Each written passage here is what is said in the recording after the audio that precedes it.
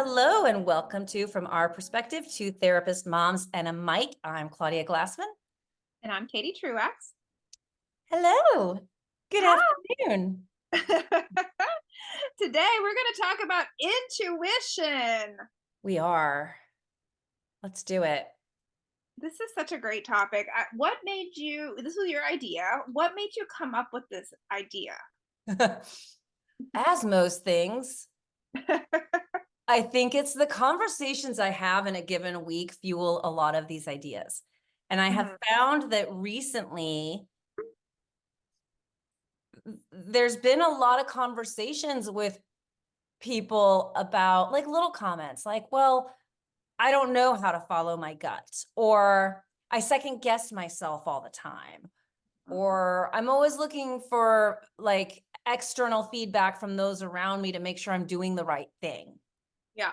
you know and I find that we have so much access to information that we ignore the fact that we have our own wisdom and our own knowledge to some extent, right, about what works for us and what doesn't. And whether that's just in life choices or, it comes up a lot in parenting, I think, too, around there's so many resources and you should parent this way and focus on this and don't do that, that we have completely abandoned the ability to just intuitively parent.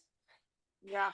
Um, and so it comes up in a lot of different areas, but I think I came up with this topic maybe a couple of weeks ago when I texted you about it. And it's just like, the theme of it comes up a lot. So I was like, maybe we should talk about this because I think we're a little out of touch with ourselves. hmm Yeah, I think so too. I think intuition is a hard thing to define. I think it's a hard thing to connect with. I think it's a hard thing to stay connected with. Um, so how would you define intuition? Mm-hmm. I Uh, like that yeah. answer. So for me, Mm-hmm. Mm-hmm. I would say it's an internal feeling or knowing, right? It's not tangible, so it's a little bit hard to define, but like a knowing that you have or a signal. And I think for a lot of people, there's like nagging intuition. I've talked to people who are like, I woke up in the middle of the night, panicked about this. And I'm like, that panic is a message, right? That maybe you should listen to kind of that panic, right? Because you're sleeping and you're waking up concerned about a decision you're making or a decision you did make that may not be the right one. Yeah. Right. So I would define it as like an inherent knowing, this gut feeling that you're living in alignment with either your truth or what's best for you, or maybe not living in alignment. Maybe it's a Mhm. little more naggy, a little less, this feels good. What would you define it as? Yeah, I think I'm similar. I think my gut reaction to that question is just your inner knowing, right?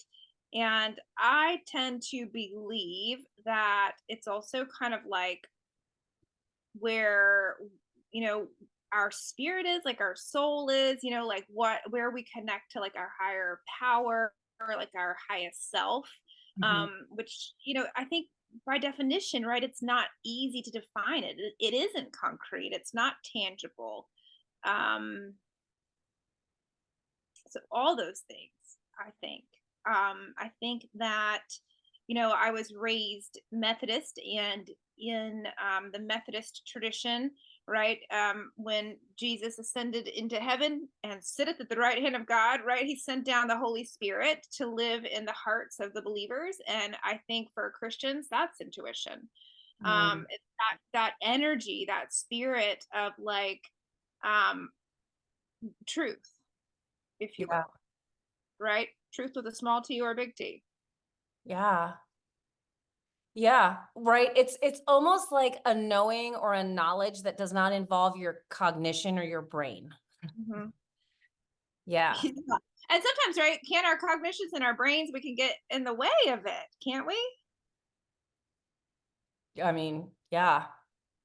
I think we get a lot in our heads and we second guess, we can logic ourselves out of a lot of things, you know? Yes, that's right. Right. We second guess ourselves. Like you mentioned, we can get away from it with kind of thinking about, well, what would other people think, or crowdsourcing too much of our ideas. Um, I think also trauma, not to get too deep with this, but trauma can impact intuition. For sure. For sure. Well, our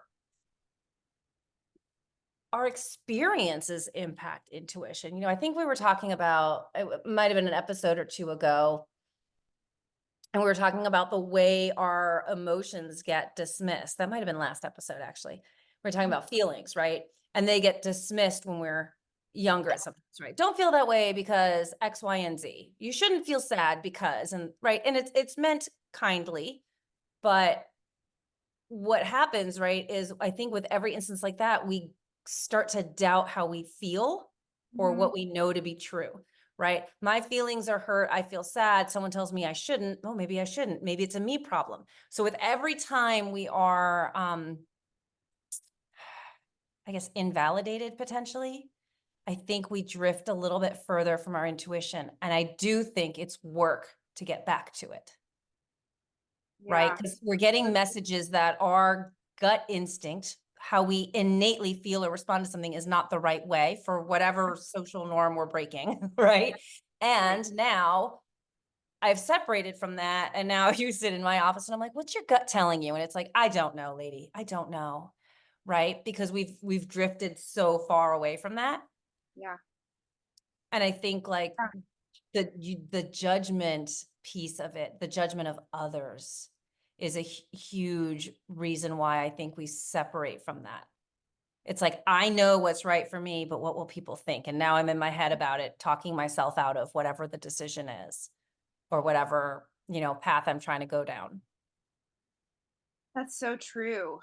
That's so true. Well, and don't you think that sometimes, we have conflicting pulls also? Like, even if we are connected to our intuition, right? I think that sometimes we have conflicting needs, right? That it's hard to tease out, okay, what's in my highest good here, right? Like, Mm, so for example, um, let's imagine that you're sleepy one morning and you think, okay, well, I have an hour. I could get up and I could exercise, or I could sleep another hour, right? Like, how do you make that kind of decision, right, between two things that could both be good or helpful or healthy, right? On a Friday night, do I stay home and Netflix and chill with my family and my jammies on my couch and regroup and introvert, or do I go to this social event and engage with others and get my social cup fat and extrovert, right? Kind of the mm, making some of these decisions around, like, even small day-to-day things, I think sometimes can be paralyzing for folks, um, who are trying to find that inner wisdom and yeah, find their path, even just in small ways. sure. And I think for a lot of things, whatever you choose might be exactly what works for you, right? For some of these things. But yeah, I think it is really hard. Um, and maybe there is a balance, right? Because my intuition, and you could argue the other side of this, right? Like my intuition may have me doing things that might be great for me and not great for others. Right. So yes, when you're in relationships, you're a partner, like you don't get to just go rogue and act however you want, because you have to take, well, I guess you don't, but you may want to take your partner into consideration. Right. From time to time. From time to time, might be nice. So yes, there's definitely, but I guess I would argue that, maybe your intuition would lead you on that path if that was a value you held of partnership and, being in relationship with others. I would argue that I guess your intuition would align with that. But there's so much noise that, like, do we even know what it is anymore? There's so much noise. I know. There's so much noise. Right. Okay. So I feel like my brain is going in so many different directions. I feel like we Yeah. could talk about, we touched on kind of parenting, intuition. Um, we touched briefly on the impact of trauma on your intuition. I feel like there's a lot more we could say about that. um gosh, like you talked about kind of balancing what your gut tells you with those of other people around you and what they're asking for, right? I mean, where should we go from here talking about this like really kind of complex topic? Yeah, those are different directions. What does your gut tell you, Claudia? Well, I mean, and maybe we can surface all, like, we can scratch the surface of all of them. The trauma piece, like, that's trauma. I think we could do, like, hours and hours and hours on trauma, but let's dive there first, since that's probably the deeper of them. And then, we can kind of backpedal out of it to the other branches you put forward. Yeah. So what were your thoughts on the trauma piece? Well, I'm a trauma geek. I mean, and that's kind of my first area of specialization as a clinician. And I just really like am so passionate about the way, I guess, helping people understand the awareness of and grow the awareness of how trauma impacts the brain. And there's lots of different things, and we're continuously coming out with new studies in science and more understanding of neuroscience and the way trauma impacts the brain. But when we go through traumatic events, until we have healed from them, the brain is constantly on high alert for things that could be harmful or a threat to us thereafter. And when we go through more than one traumatic event, right, whether it's like a little t trauma or a big T trauma, or all the above, right, the brain's looking out for a lot of stuff. And we kind of get these like spidey senses, these like, ooh, danger, Will Robinson feelings about things that are similar, even remotely similar to the trauma that we went through. And it can send like sirens off in the brain, and the rest of the body kind of responds with like this icky, panicky fear, panic response, right? What we call the stress response, fight or flight. And that is a trauma reaction, right? So like let's imagine that one was bit by a dog and then is approached by a dog, right? You would probably have an immediate, a visceral startle response, panic response. The body would prepare to fight or to run by sweaty palms, fluttery tummy, right? Increased heart rate, increased body temperature, increased respiration. None of this feels good. This isn't a sunshine and rainbows feeling. This is like an oh shit feeling. Okay. Mm, Well, this dog could be a teacup poodle or an elderly golden retriever just sauntering over for a little sniff on your big toe, right? And yeah. may not pose any actual threat to you, right? But that gut is telling you, oh, this is not good at all. Run for the hills, right? Mm, So that's an example of how the trauma response has hijacked that inner knowing, right? That everything in the body is saying this is not good, when in fact it may be fine, right? And so yeah. often when I sit with a client and they say, God, my gut's just telling me no, shouldn't I always listen to my gut? I say, well, we should always listen to our gut if we're clear that the gut is a clear messenger, right? That it's not Mhm. being influenced by traumas or other deeper rooted insecurities, for example, right? Or Yeah. hot buttons or triggers that we might have. Um, if mom was not a safe person, and then, you get an invitation to girls' night out, and girls are a little bit like, I don't know, like uneasy for you to be around because mom wasn't a safe person and you haven't resolved that trauma, your gut might be like, no, I don't want to go sit with these gals and have wine. No, thank you. Right. Right. That, Well, I would kind of argue though that that's I mean, right, it's keeping you safe, but it's not accurate, right? Like it's mhm. functioning to protect you Yeah. based on a certain history, but it's not necessarily assessing the situation clearly. So yeah, I absolutely believe it. Actually, I thought where you were going to go with the trauma piece was even into the dissociation, because that's the other side of it, Yeah. right? Depending on the experience and your reaction to it, people tend to disconnect from themselves after trauma because it's safer to not feel everything or be Yeah. aware of everything, right? So then you have the other side of it, which like, do you dissociate because that's a safer place to be a little bit disconnected from your body than it is to feel everything or be aware of everything, right? Then so right, when we're dissociated, there's truly no sense of that inner knowing, is what you're saying, right? Right. Right. Mm-hmm. Um, yeah. So what are your thoughts on, I mean, because a lot of the trauma work we do is not necessarily around intuition, but it is around taming that response, or at least acknowledging when the response, like when there's real danger versus when it's a trauma response and it's overreacting, right? Because that's what happens. Like your the calibration of your alarm system is a little bit off and it's firing all Right, the time. right. Um, and so, right, a lot of the work becomes, how do you distinguish between these really loud false alarms versus real danger? Mhm. Um, That's right. yeah. How do And then you that work with can bring you people on back to the intuition, right? But that? that's when your head gets involved. So for trauma, it's a little different, right? Because I'm saying don't use your head, but your head has to get involved in the Yeah. trauma piece because it has to start saying, okay, but there is no actual danger. Mhm.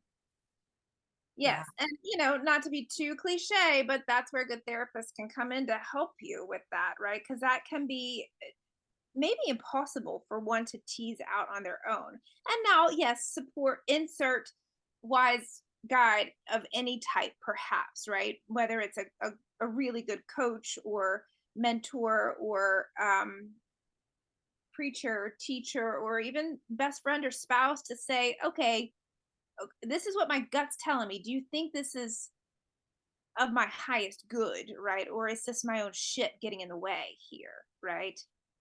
Is this Hmm. my is this my insecurity? Is this my past trauma coming up and wanting to lead the show? Or is this truly my gut? Yeah.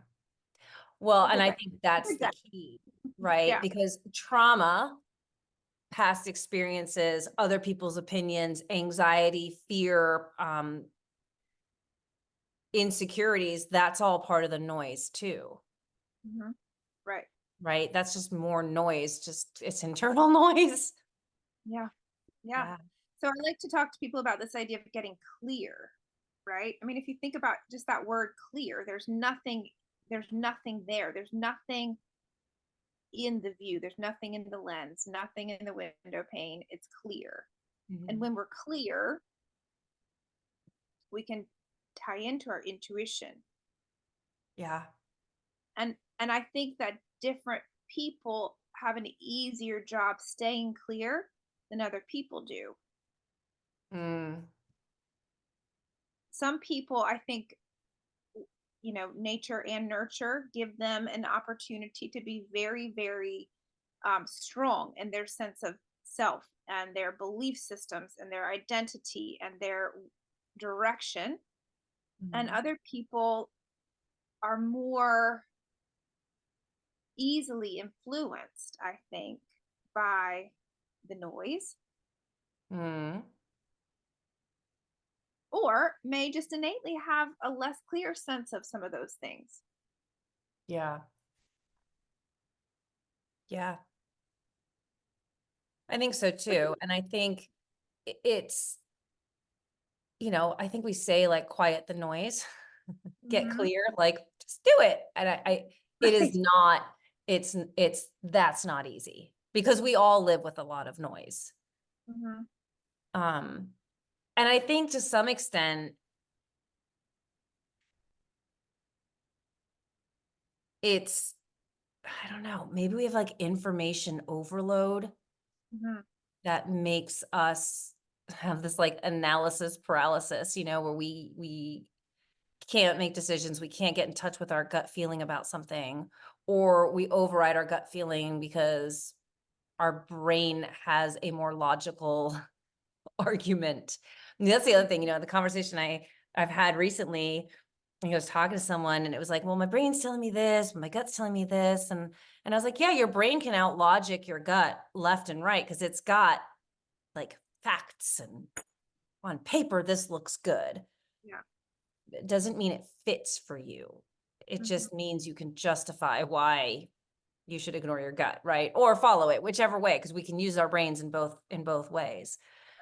So what are your thoughts on like, right, how, so I do a lot of this work in therapy unknowingly sometimes, right? To bring people back to themselves essentially Right.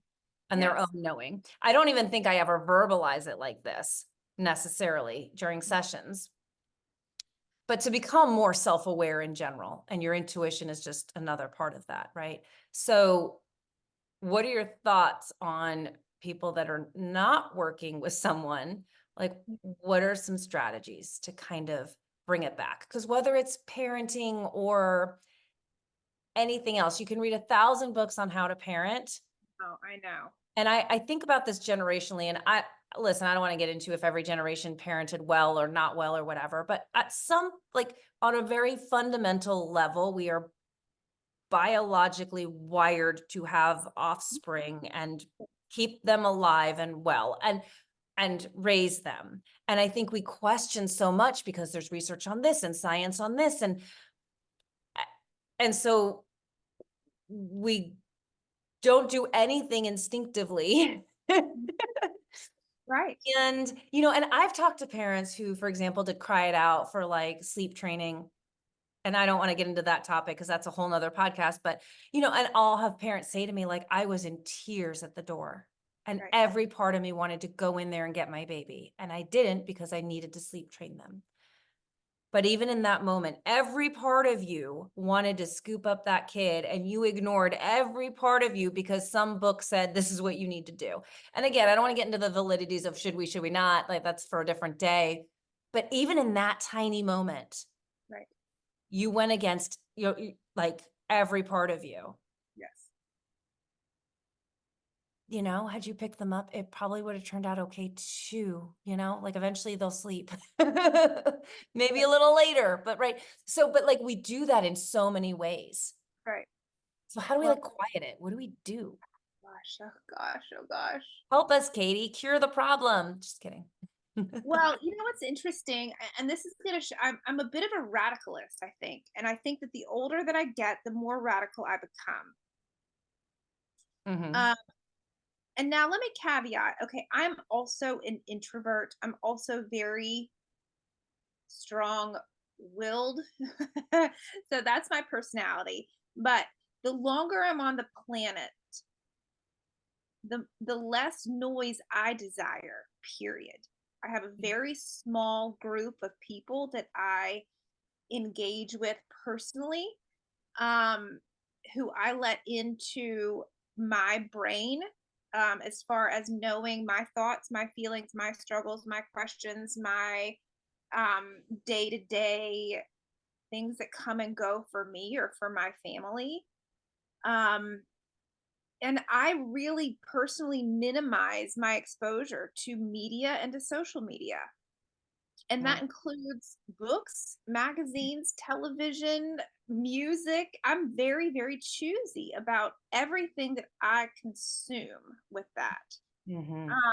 And I began that trajectory probably when I became a therapist. I really have had to safeguard my own mind and heart because, as I mentioned, the beginning of my career, I was steeped in doing trauma work, and I worked for a nonprofit, and it was an amazing experience. But I saw 40 clients a week, and it was all trauma, Yeah. and that was a lot. And so I could no longer go home and open up the really good reads by people like Jodi Picoult or Kristen Hanna that I used to love. Right? They were like engrossing and thrilling and life changing and gripping. Like I needed like a light, easy beach read, Mm-hmm. or watching movies that I used to like I mean, I ask me to watch a scary movie. That's never a thing that's going to happen, right? Any movie with any gore or violence, like I'm pretty much not about that either. I do love a good spy movie, like that's fun for me, but like no, like blood and guts. Like I don't want to see any of that stuff, Yeah. And I really got very choosy about all of that. And then Mm. when I had my daughter, I took it up a whole nother notch, and I really refined again. And then, honestly, with when the world got crazy in 2020, both with COVID stuff, and there's so much negativity in the media, and you couldn't go anywhere or talk to anybody without somebody telling you something you should be afraid of. Yeah. I, drew my circle even closer. And then we have the advent of social media and influencers and these unrealistic expectations about what one's home or garden or body or marriage or eyebrows are going to look like, right? And now we have AI that can paint pretty pictures of fill in the blank too, that it's not even real, right? Much Yeah. less, it's not even photoshopped, it's not even botoxed and manicured and lightroomed. It's literally computer generated pictures. And so drawing the circle close is really, in my opinion, the only way to get clear. Um, Mm. Minimizing the noise. And I think some people would also add trying to engage in some sort of spiritual practice, right? To connect to that highest self. Meditation, journaling, prayer. Some people love church, some people love time in nature, some people get that through exercise. But I think that's a really long-winded way to say, if you want to be clear, you have to eliminate the junk. Mm. And let me also be fair to say, if that also might involve, some deeper work, like with a therapist to sort through the junk. Right. But eliminating the junk and then connecting to the good, connecting to what you know to be true for you. I had a client here today who was telling me that, you know, he just wished his wife would like stop and just sit down and stare at the sunshine. And that was exactly what he was saying. It's like, just get clear for a minute, just be still, just connect with nature, connect with your highest self, right? Your higher power, and just recharge and regroup, Yeah. recenter. Yeah. Well, you need to be quiet and still to hear anything. Mhm. Because Yes. in movement, there's, a lot of things too. We can stay very busy, which keeps our minds busy and you do need, I think, space to get quiet and listen. And how you do that, right? I mean, you could be gardening. It doesn't matter what you do, but something that is a stiller, more grounding, connective practice. Yeah, it's interesting because I definitely have also I'm very aware around what I consume and what I won't consume. I don't watch the news. I don't do any of that stuff because I find it traumatizing and not super helpful. I just Mhm. hope when there's something I really need to know, people will alert me. I'm sure they will, right? But I do consume a lot of other things. Like I joked about parenting books. I do read them. I read them in part for work for my clients, so I know what they're reading and they're consuming. But I have an interesting take on it because I consume the information and then I sit with, does this resonate with me, yay or nay? And sometimes I'm like, that's bullshit. I don't agree with it. And I throw it out. But when Right, my gut says, this doesn't fit you, I let it go. right, I don't try to fit that. right. So when I consume something, I'm like, what is it, how does it sit with me? Does this align with my perspective, my view, my way of being, or the way I want to be? Or is this like me standing at the door of my kid's room crying because it's every fiber of my being is like, I don't like this. Right. And so I do consume things, but I don't consume them as being necessarily right for me. Hmm. Like more So just information for information's sake, like you're shopping almost. yeah, because I like to learn and I like to learn new things. And so I do that. But not everything I read or consume am I like, that was great. Sometimes like that was not, no, I don't agree. Or I won't, or that doesn't align with my viewpoint. Right. And not that it's wrong because it might very well resonate with someone else, but it's just not for me. It's the same when you think about like, I've been doing a lot of supervision this week, so that's where this is coming from. But, I supervise other therapists and they're kind of well, I'm trying to figure out like what kind of therapist I am and what theory I align with. And I'm like, listen, so a lot of different theories. There's a lot of different ways to do therapy. For anyone that's been in therapy, you're going to know we're all very different in our approach to things and how we approach our clients and the theoretical orientation we come from. But it doesn't mean one is right over the other. It's like I have picked a way of being a therapist that matches inherently how I navigate the world and what jives the most with my personality and disposition. Mm-hmm. And how I conceptualize things, right?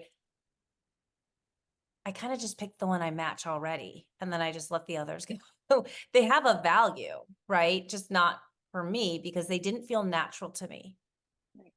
to do things that way. you know? And I think that's kind of what we need to do. Just because a book is very popular or a way of doing something is very popular doesn't mean it will fit you. And I think sometimes we try so hard to put ourselves in a box of the mainstream or the norm or what's recommended, right? That we forget that maybe there's another way to do it that gets to the same destination in the end. There's a million ways to parent your kids to 18 to be functional adults. Pick one. It's okay. Right? Um, there's a lot of different ways to get to that end result. That's a tricky thing, parenting. Oh my gosh.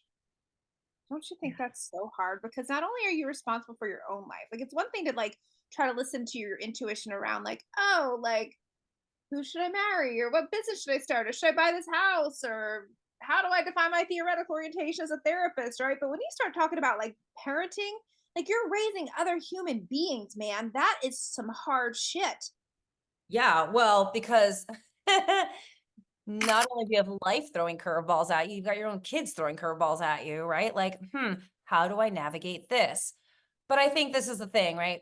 I sit with this a lot. Whereas people struggle with parenting is not always their children's behavior. It's two things. It's what it triggers for the parent. What did my kid's behavior just trigger for me? Mm-hmm. Right? Like, because they can push those buttons unintentionally or maybe intentionally, and the fear of judgment.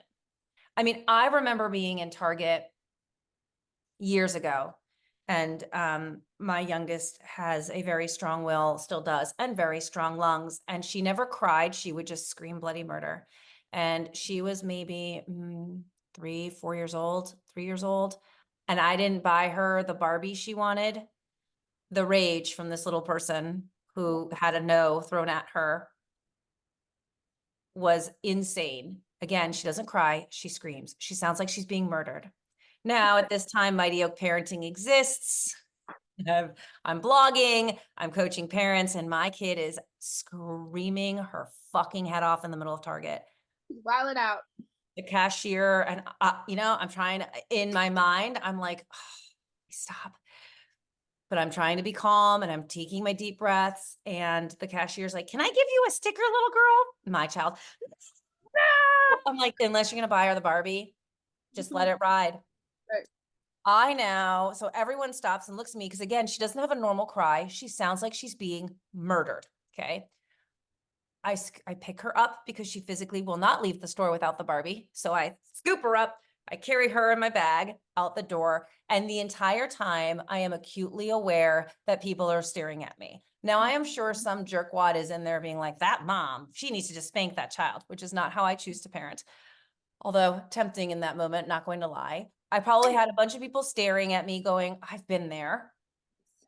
But I'm Yeah. probably not interpreting it that as I've been there, but more of just like judgy eyes, but they're probably empathetic. I've been there. I scoop her up. I get in the car. She's still screaming. I can't drive because it's so loud. I'm worried I'm going to not be able to focus. And I sit there for 30 minutes with a screaming child in my car because she takes a long time to come down from. At this point in time, she was a very committed tantrum thrower. Mm-hmm. I went home and I sat with that, and like I was very aware of my fear of judgment. Like, holy shit, I'm a parenting coach and this is what my kid does. But this is like kid behavior, right? I didn't, part of me is like, why am I embarrassed? I didn't do anything, right? But that around, you take your kid somewhere and someone talks to them and they say something completely rude and obnoxious and you're like, you know, they do their own thing. And I think so much of parenting is operating on people are judging me based on their behavior.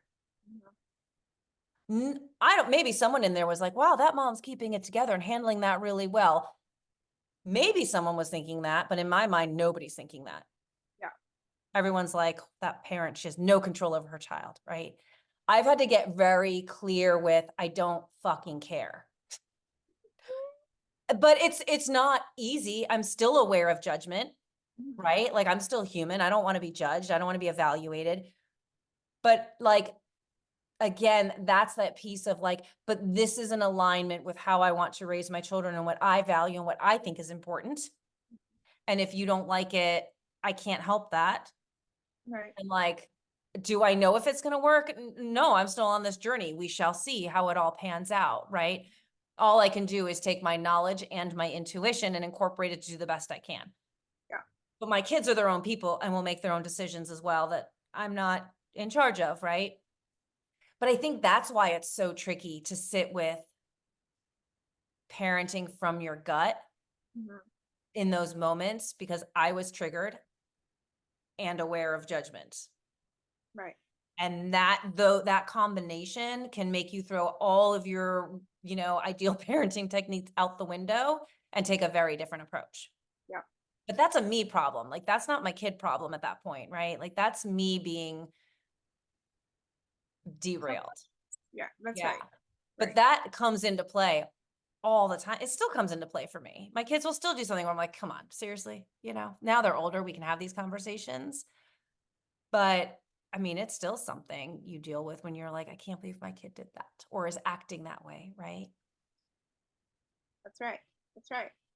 And Yeah. I think, right. So I think a quick ninja trick would be for parents in those situations with their children trying to imagine that there is no one else around, right? I mean, and that can be easier said than done and easier for certain personality types than others. Um, Probably easier for an introvert versus an extrovert. Could imagine probably easier for, an in on the Myers-Briggs typology, right? Probably easier for a J than a P.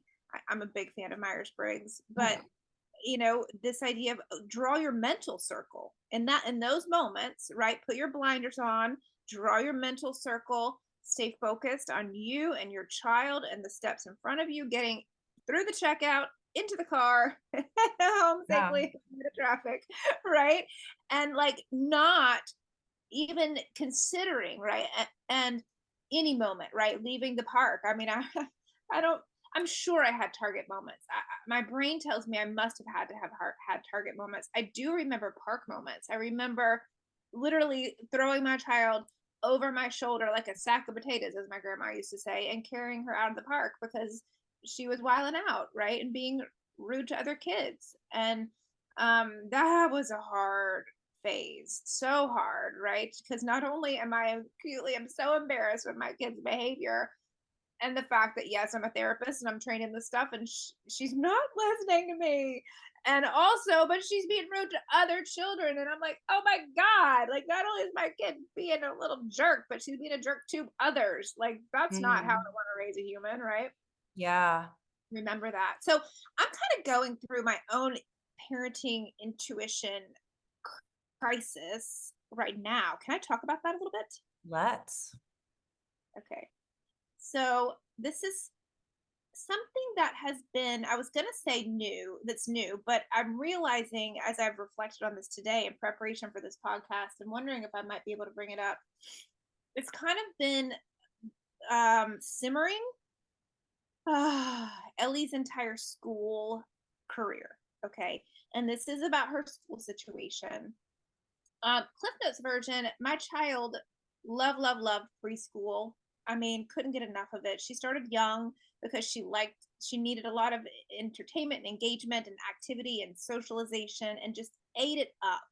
And started at a very non-traditional setting outside of Atlanta at a wonderful school. I'll give a little shout out. I think I'm guessing they're probably still in existence. The school was at the time named Turning Sun. in Decatur, Georgia, outside of Atlanta. It's based on a philosophy called Reggio, which is out of Italy. It's similar to Montessori, but with some differences. Mhm. And it was just utopia for her. She always wanted to go to school, never wanted to come home. I loved it. As a new mom, that Ellie is my only child, and I was initially hesitant to put her into anybody else's hands besides yours, actually, because she was in your hands from a very young age, Claudia. But initially, I mean, pretty quickly, I loved Turning Sun so much. I felt like, my gosh, they're doing even a better job with her than I am. I was just so grateful. Then we moved to this beautiful beach town, and she had to be out of school while we kind of got settled, figured out what school was like here. Preschools were on a waiting list. I couldn't get her in everywhere. She said that she wished we'd never moved because she missed her school. She missed school so much. We get her into a mainstream public school here, which is very well reputed. She was taught by the head of the chapter. The department head of the department, amazing teacher. She got good marks on everything. She hated it. I mean, kicked and screamed every day on the way to school, every day on the way home. I think looking back, a lot of that was sensory driven. Ellie and I Mm. both are sensory sensitive, and Reggio is no to very low artificial lights, all natural lighting, big windows, mostly outside time, all natural material, play objects, very quiet environment, a lot of nature sounds, essential oils for cleaning. And then here she is in, Public piped in school with air conditioning. like Yeah, bright, like those fluorescent lights and loud kids and yeah. the primary colors everywhere and the hard Yeah. seats and the cold air conditioning. And she kept it together, boy, from open to close, and then she would just lose it every day. And Mommy, please don't make me go back. Mommy, this is the worst activity you've ever signed me up for. Please, Mommy. Like, oh my The God. worst activity. I love how schools are extracurricular, like it's an activity. Can we quit? No, this is the So worst activity you've ever signed me up for, Mom. So she asked me during pre-K if I would homeschool her. And we are entrepreneurs, and so we said yes. And we homeschooled, which was mostly unschooling for her at that age, kindergarten and first. And then we had our sights on a local um, private school, which was actually founded as a homeschool and just expanded kind of organically. mhm. Finally, we were so grateful to get her in at second grade, and she's been there ever since. Well, the institution of the school is still a fine one. I still think it is a good place for her to be. I think it's led by amazing humans, and it has a great philosophy. My child is circling back around now to asking again to be homeschooled. And it's mostly socially driven. And there's a part of me that I'm having these conversations with her, and I'm like, well, honey, you have to be in situations like this. You have to navigate these types of experiences. You have to deal with these types of groups and these types of people and learn what it feels like to go through these things with other humans, right? Because you're going to be around other humans your entire life. And there's another part of me that's like, yeah, but guess what I just said? I keep my circle really small. I'm very choosy about who I surround myself with, Yeah.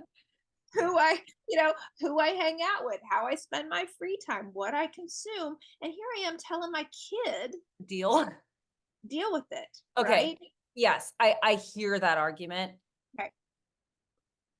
but the luxury to make all of those choices is one that you have gotten over time. There was a point in your life Yes. where those were not decisions you got to make. True. You get to make a lot more decisions because you are an entrepreneur and you run your own business. You get to choose a lot more than even someone who has a job and has to go to a place to work. They don't have all those choices. They have to deal with more. So Yes. yes, I would argue you have curated a life that affords you that luxury. Yes. but you also have to know to play the game. And for years you did play the game. You were not always in this situation. Yes.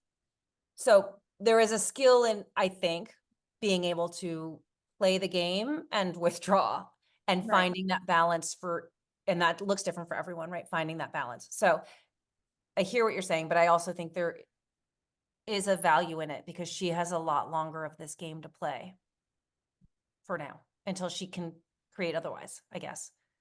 So right. So therein lies the rub, right? How much of this pain is necessary to grow these muscles? Right? She's in the car crying the other day saying, "Mommy, it's been 5 years. I've stuck it out for 5 years." And I I'm like, mean, "Yeah, you she ain't wrong. you know, So, and right, and I do look back on middle school and high school, and those years, I think you and I have talked about this, and Rob, I think you had an easier experience than I. Rob had an easier experience than I.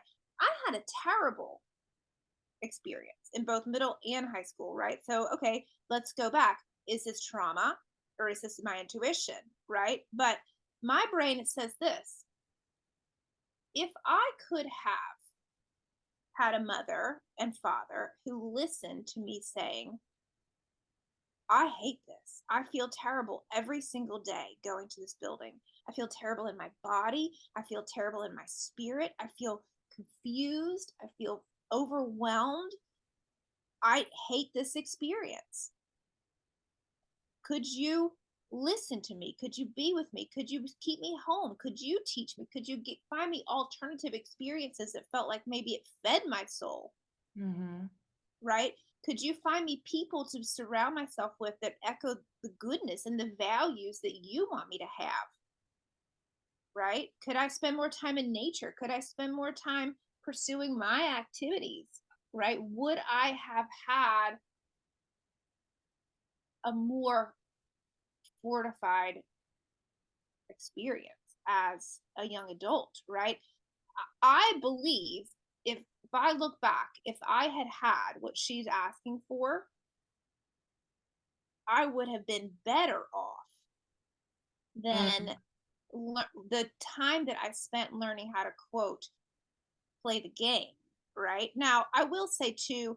I don't know. Did middle school and high school help me play the game? I don't know. I think I was more helped by experiences like college and working in jobs, which I started at a really young age. And well, I've that's always, the other thing. Yeah, you can learn to play the game in different ways. Like, you yeah, have to learn to be part of a society. I guess you don't I don't know, maybe that's judgment too. Maybe you don't have to be part of society and you can go do your own thing, and that's right. I You can be maybe that's my own programming talking, right? Like, who says? So maybe I'm gonna take everything I said back and say, like, because this is the thing, there are different ways to learn life lessons. Mhm. Um, your that part of you that wants to keep her in the school, why? What's that part talking about? Why is it saying we should ride this out longer? You want to know the biggest part? I'm going to be honest with you, right? Yeah. Because that's who I am. I already paid my damn deposit. Okay. Can you get it back? No, no, it's non-refundable Okay. usually. That is honesty right there. That's not anything to listen to, right? Because I'm $3,000 down the damn drain. But guess what? That $3,000 is gone, whether I think it's in my child's best interest to go for Mhm. seventh grade or whether I think it's my child's best interest to come home. That's nothing to listen to. That $3,000 is gone either way. I got to pay more if I want her to stay. Yeah, that's noise. But that's the logic, right? Of like, but I paid, so I have to follow through. No, you don't, right? I know. And then I also think things like I walk through my mind the moment when I tell the administrators and the way they might react. Mhm. I think through, oh, what if we want to change our mind and we go back to the administrators? How might they respond then? Right. And then They'll I take your do 3 grand and then some, don't worry. right. And then the voices are, but this is what we're supposed to do. Yeah, Right. that's what gets And everybody. that's right. And I think that this is a case where it's really hard to tease out that intuition, right? Because we're supposed to put our kids in middle school, right? How many times have you, right? Because you're the mom of a middle schooler too. Every time, I mean, if I had a nickel for every client or colleague or associate or just like person in the line at the grocery store, what grade are you in? Oh, six. Ooh, middle school's hard. Oh, middle school girls are so mean, right? It just becomes so normalized. Well, of Mhm. course, this is what your experience. Everybody goes through this, right? So then, therefore, tough it out. Yeah. But do we have to? Do we I have mean, to? if you have options, not everyone has the option, right? Not everyone can homeschool or afford alternative situations. And maybe that's different, right? But yeah, I mean, I think if you have choices, and I think that's part of it, right? That's the reality of where all the society's you shoulds start to outweigh, Mhm. because your gut instinct is probably to scoop your kid up tomorrow and be like, you don't ever have to go back, right? Okay, so let's go with that. But let's play devil's advocate even there, right? And this is why intuition is so tricky. It is in the middle of the night. I mean, 2 nights ago. Well, this came to a head over the weekend. Then it came to a head again 2 nights ago. And that night, I just was up all night, just in my feels about this, wanting to do exactly that, right? I literally wanted to get out of my bed and crawl into her bed and just hold her, right? Because of what she told me had happened to her that day at school. And Mm. I didn't because my bed is so comfortable and hers is not to me. But that was my gut in that moment. It's like, yes, I want to hold my baby. I want to bring her home. I want to protect her from this because I can, right? Because, like, could I homeschool her? Yes, it would be hard. It would be challenging, for sure. But I could if I wanted to. I do have that power to choose that. Um,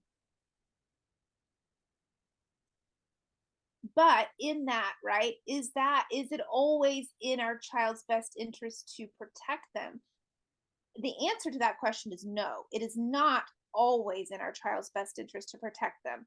But there are some times when it's in our child's best interest to protect them. And that is hard to tease out. Yes. And I do think your intuition can be divided. Like, right? Mm. I do think that intuition is not always a coherent one-sided argument. There may Ooh, be good part of your point. intuition that says, scoop her up, protect her, none of this shit's worth it, like, we'll figure it all out later. And then there's another part saying, well, but hard things happen in life. I can't protect her from all of it. I Mhm, have to let her experience and grow. mhm. I think both things can intuitively be true. I Yeah, think where you have to find the answer is, I think there's a threshold that may be different for each person. yeah. How much suffering is acceptable, right? How many Right? hard times? But I do, right? Because I do know the people that scoop up and protect and are always fighting for their kids. And I do see what that does to kids when they've never had hardships. They don't learn how to navigate hardships, and we have to. That's right. But I That's think you take the situation you're in and you sit with it. I also know the story and the history. This is not new. right. So she has had hardships. Yes. You are not protecting her from all the hardships. You have actually let her experience some. Yes. So, yeah, I don't know. I do know this though, Katie. Whatever you choose, she'll be okay. I'm a Senator Camp Claudia. I don't homeschool, my friend. I will be. Yeah, I realized teaching is not my forte in terms of children. But yeah, I mean, I think whatever you choose will be okay. Again, there's more one way to get to the end, right? There's Right. more one way to go through the journey. And this is the other thing. I think when we have a gut feeling, and you kind of alluded to this, there's this like definitiveness we have with it. But this is the reality. Your gut instinct right now might be, let me give her some space to breathe, bring her home. We'll figure it out next year, and then we'll sit with what's next. Whatever decision you make right now is not the final decision of ever that you have to make forever. Maybe it's a different school. Maybe it is giving her some breathing room, and then she goes back to that school when she's had some space. Um, there's a lot of different paths you can take once you make the decision. It's not a final That's right. be all. I love It's not the final decision of our life. You know what I mean? Like, You're right. You're right. And I think that that is such a piece of wisdom right there. And I was reflecting on that too. I mean, I grew up in public school, man. Like so did Rob. We were never, it was never even on our radar to look for anything different. I mean, we had a great experience. I mean, look, you just heard me talk about how terrible middle school and high school was. My academia was sufficient, right? I got great grades, got into great colleges, and you know, I, I'm okay. But yeah, man. So yes, her educational path has already been very different than Mhm. what I had anticipated. I mean, shoot, parenting has been very different. I mean, I had this little Pinterest board when I was pregnant about what my child was going to wear and what she was going to look like. And then this little fiery, feisty, redheaded Leo popped out. And I was like, oh, hell, you got your own agenda, man. Yeah. Well, and life happens. Like there are so many circumstances you can't control. You can't control what other kids are at this school and the mix, I mean, there's so many factors that are out of your control. And I think I was talking to someone yesterday who had like created basically like hired a Montessori teacher to teach their kids at home and then sent them to school and then homeschooled and then sent them to public school and then pulled them out and homeschooled, then sent them to this school, then homeschooled. Like throughout all of the kids' careers, there was a lot of ebb and flow. And part of me sat with that being like, wow, that's a lot of back and forth for these kids. But each time it was decided, there was I would argue, a gut instinct, right? Of like, this isn't good for my kids. This isn't a positive environment. I'm going to pull them out, figure out, teach them at home. And then the reentry into school was trying to figure out the next thing, right? To test the waters elsewhere. Mhm. The children are all grown. None of them are kids anymore. They're all fine. You know what I mean? Like, Yeah. maybe they had feelings about the coming and going, but in the end, like they all graduated and went on to do things and are living adult lives doing adulty things, Mhm. right? And again, to your point, you can't protect your kids from everything, even your own decisions sometimes, which may be in their best interest, or in hindsight, you look back and say, oh, that didn't quite work out the way I wanted. But that's part of the journey too. That's part of your journey. That's part of their journey. So I think you Mhm. sit with this moment.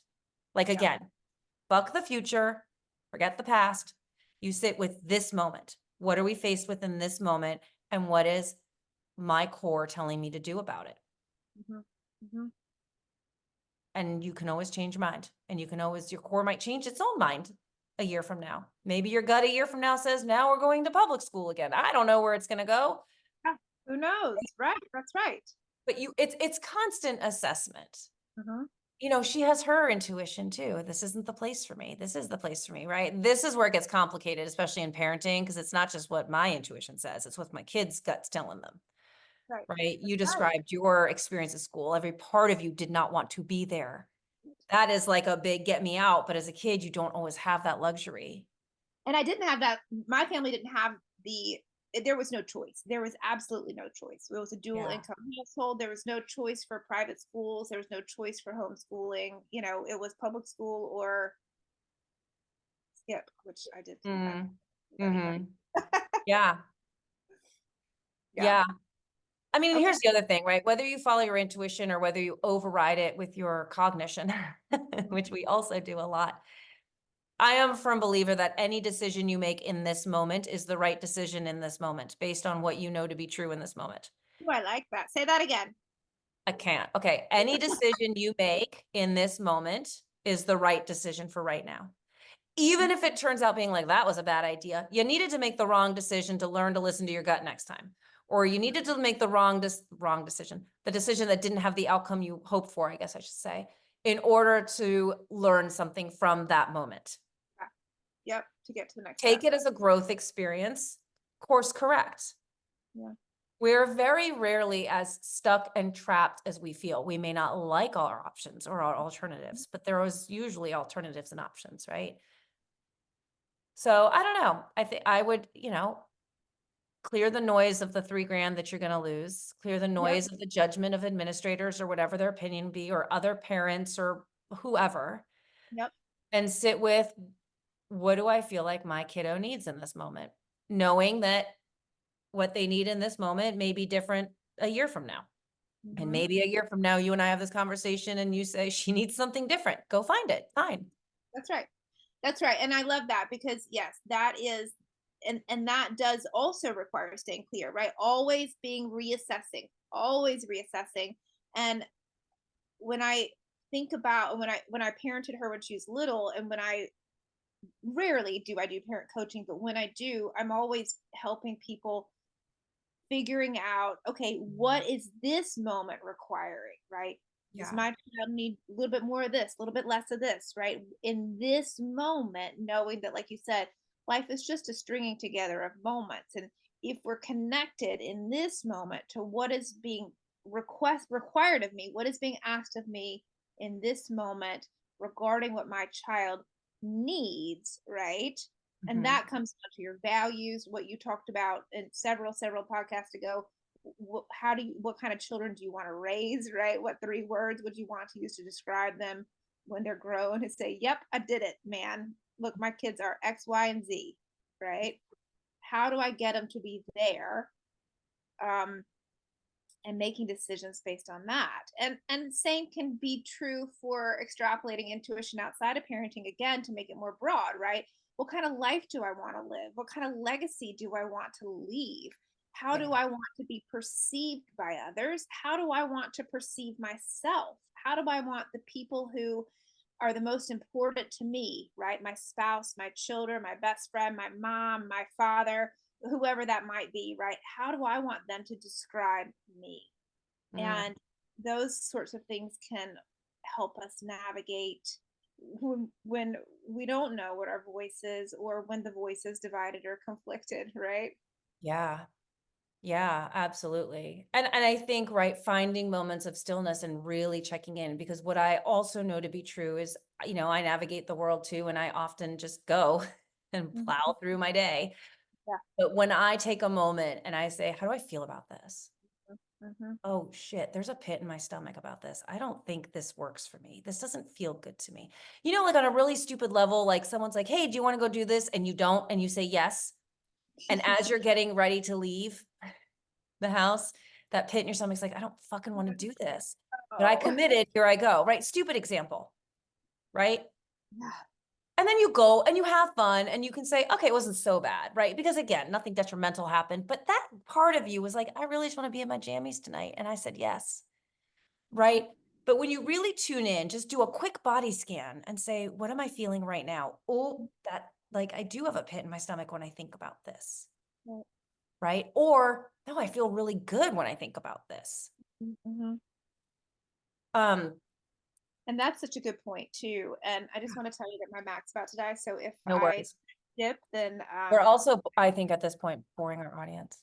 we might be boring our audience. We can just talk No. forever. We should. So yes, right. Kind of like finding the stillness to, I think that's where we need to start. Quieting the noise and really tuning into yourself, being like, what do I feel about this? And I say feel because think again can get us in our head, but maybe we need to ask that question too every now and then. And maybe the Well, thinking and the feeling aren't the same. Maybe there's two different answers. that's right. And we can sometimes compare the two against each other, right? When I think this thought, how do I feel? When I think this thought, Yeah. how do I feel? Right. Yeah. And I like what you said about the excitement because sometimes we know, I will say, I think our guts can lead us astray with that pit because that Mhm. can be a trauma response or an Yeah. insecurity or FOMO or, fill in Yes. the blank. Um, but if we are led by that excitement, that feeling of like, ooh, this just feels right, Hmm. or this makes me excited, or this makes me feel connected, or this makes tears come to my eyes, like this makes gives me chills, right? Whatever it is for you, the good stuff that like, ooh, I hit on something, ding, ding, ding, ding, ding, right? If we follow that, I think we can't go wrong. Yeah. And I do think being able to follow your intuition and tune into it, whether you choose to go in line with it or not, does require a lot of self-awareness and understanding like what's my baggage. What are Yeah. the things I react to that are not necessarily my gut instinct, but more these trauma responses or past experiences or fear and anxiety can cause a pit that you never get rid of, right? So you have to be self-aware of your own shit too, to say, how do I actually dig through all that and figure out what makes sense for me, right? And that takes some work. So there is a little bit of self-awareness. Right, I'm sure I mean, gosh, we live in the age of TikToks and there's some good stuff out there, man, or Instagrammers. I'm sure there's some great books about how to harness your intuition, right? How to tap into Yeah. that. I can't think of any people who write on that. Can you? Not off the top of my head, but I am sure I am someone's sure written too. something. I am sure too. Well, Uh, as always, it's been a joy. Thanks for Yeah. letting me be the guinea pig for chatting through a real life scenario tonight. Yeah. Good luck. I'm gonna go pull my kid out of school now. Okay. You're like, I did a podcast and here's my decision. That's what I decided, honey. Oh, well, thanks everyone for listening. We will be back next time with another Yes. fun topic. Bye. Bye.